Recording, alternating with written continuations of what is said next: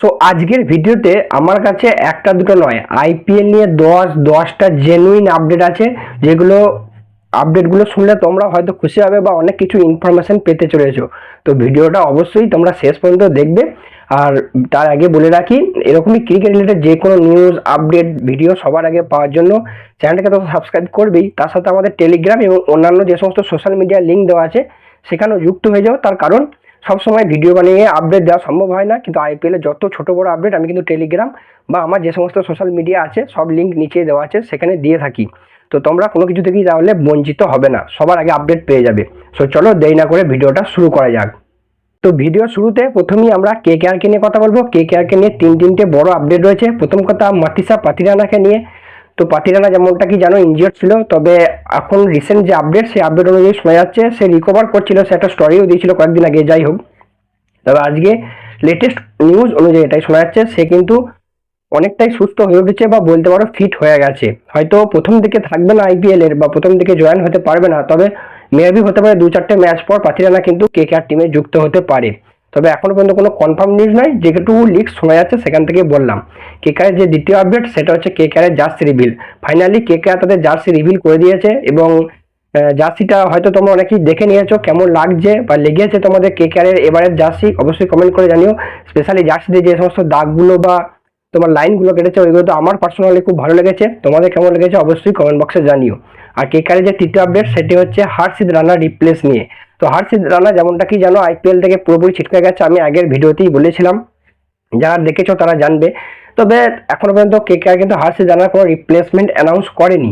তবে আজকে কিছু সোশ্যাল মিডিয়ার জন্য শোনা যাচ্ছে যে হর্ষিত রানা নাকি তার রিপ্লেসমেন্ট হিসেবে কেকেআর সাইন করতে চলেছে সিমারজিৎ সিংকে, যে কিন্তু গত সিজন অবধি কেকেআর সিএসকে টিমের সঙ্গে ছিল, তাকে সাইন করতে চলেছে।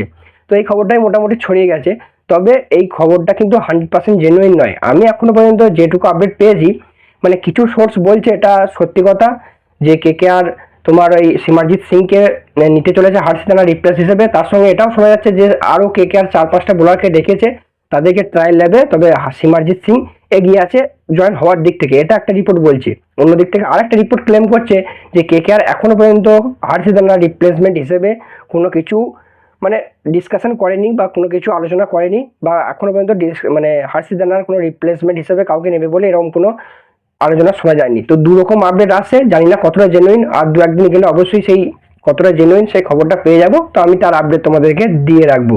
আমাদের পরবর্তী যে আপডেট সেটা হচ্ছে আরসিবি টিমকে নিয়ে। তো আরসিবি টিমকে নিয়ে প্রথম যেটা আপডেট, আরসিবি টিম তাদের যে টিম বাস, ট্রাভেল বাস যেটাকে বলে থাকে, সেটা রিভিল করে দিয়েছে। তোমরা হয়তো দেখতে পাচ্ছ অন স্ক্রিন, এবং পার্সোনালি আমার খুব ভালো লেগেছে এবং বেশ একটা কিছুটা ইউনিক টাইপের এবং দেখতেও খুব সুন্দর করেছে। এবং সব থেকে ইন্টারেস্টিং ব্যাপার, আরসিবির যে ফ্যান বেস, যেটা সব থেকে লয়াল বলে মনে করা হয় আইপিএল এর মধ্যে, সেই ফ্যানদের যে ছবি বা চেহারা বা মুখ যাই বলো সেটাও কিন্তু এই আরসিবি টিম বাসের মধ্যে ধরা হয়েছে এবং বেশ ইউনিক লাগছে এবং বেশ ভালো লাগছে ব্যাসটা। তোমাদের কেমন লেগেছে অবশ্যই কমেন্ট করে জানিও, বিশেষ করে যারা আরসিবি ফ্যান আছো। আরসিবির দ্বিতীয় আপডেট সেটা হচ্ছে টিম ডেভিডকে নিয়ে। তো টিম ডেভিড শোনা যাচ্ছে খুব সম্ভবত 17 তারিখের দিকে, মানে 17 তারিখ আরসিবি টিমের সঙ্গে যুক্ত হবে, মানে ইন্ডিয়া পৌঁছাবে এবং আরসিবি টিমের সঙ্গে যুক্ত হবে। এবং আরসিবি নিয়ে তৃতীয় যে আপডেট সেটি হচ্ছে জস হ্যাজেলউডকে নিয়ে। তো জস হ্যাজেলউডকে নিয়ে সব থেকে বড় আপডেট রয়েছে। অনেকদিন ধরেই জস হ্যাজেলউডের ইনজুরি নিয়ে অনেক জল্পনা কল্পনা চলছে, সে গিয়ে আসতে পারবে কি পারবে না, কারণ জস হ্যাজেলউডের রিপ্লেসমেন্ট হিসেবে সে যে বোলারকেই নিয়ে আসুক সেই বোলার কিন্তু জস হ্যাজেলউডের রিপ্লেসমেন্ট হতে পারে না। ঠিক সেটা আমরা গতবার আইপিএলে দেখেছি। তো ফাইনাল যে আপডেট এখনো পর্যন্ত বা আজ পর্যন্ত জস হ্যাজেলউডকে নিয়ে সেটি হচ্ছে গিয়ে জস হ্যাজেলউড যে তার ফিটনেস টেস্ট সেটা কিন্তু সে পাস করেছে, সব থেকে আরসিবি ফ্যানদের জন্য গুড নিউজ। এবং খুব শোনা যাচ্ছে যে খুব শীঘ্রই সে কিন্তু আরসিবি ক্যাম্পে আসতে পারে, মেবি আইপিএল শুরুর আগেও আসতে পারে বা হয়তো আইপিএল শুরু 2-4 দিনের মধ্যে কিন্তু সে আরসিবি ক্যাম্পে আসতে পারে। তো অবশ্যই আরসিবি ফ্যানদের জন্য গুড নিউজ।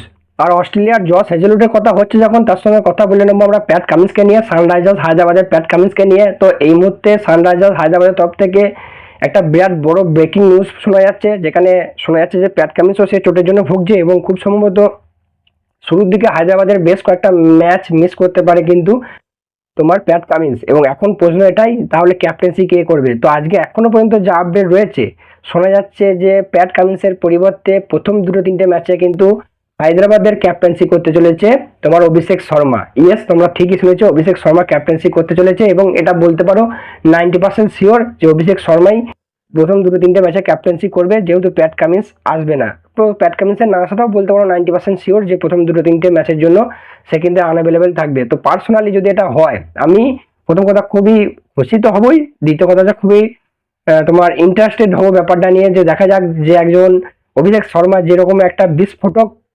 ব্যাটিং করে, সে কিভাবে যখন লিড করবে সে কিভাবে ব্যাটিং করে, তার ব্যাটিংটাকে কিভাবে সে চালায়, সে টিম কিভাবে চালায়। তো পার্সোনালি আমি খুবই এক্সাইটেড থাকবো শুধুমাত্র যে অভিষেক শর্মা কিভাবে ক্যাপ্টেন্সি করছে সেটা দেখার জন্য। তো তোমরা কতটা এক্সাইটেড থাকবে সেটা অবশ্যই কমেন্ট করে জানিও।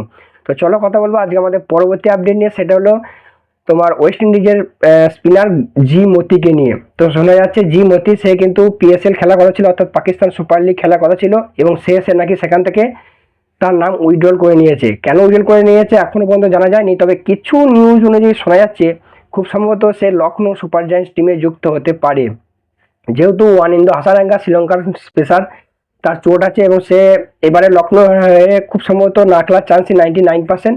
তাই শোনা যাচ্ছে তার রিপ্লেসমেন্ট হিসেবে জি মতি কিন্তু লখনৌ সুপার জায়ান্টে আসতে পারে। তো এটাও কিন্তু কনফার্ম নিউজ না, এটা কিছু লিক্স অনুযায়ী শোনা যাচ্ছে, তাই তোমাদেরকে দিয়ে দিলাম। আমাদের নেক্সট আপডেট হচ্ছে গিয়ে তোমার গুজরাট টাইটান্স টিমের তরফ থেকে। তো গুজরাট টাইটান্স টিমেরও মোটামুটি সমস্ত বড় বড় মানে বেশ কিছু বড় বড় প্লেয়ার, বেশ কিছু ডোমেস্টিক প্লেয়ার কিন্তু তাদের ক্যাম্পে চলে এসছে।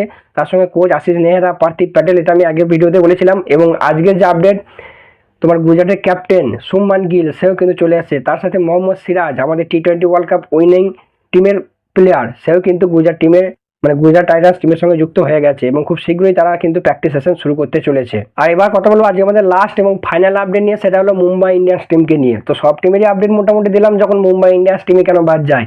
এবং মুম্বাই ইন্ডিয়ান্স টিমের তরফ থেকে সব থেকে বড় আপডেট হলো মুম্বাই চা রাজা রোহিত শর্মা সে কিন্তু চলে আসে মুম্বাই ইন্ডিয়ান্স ক্যাম্পে।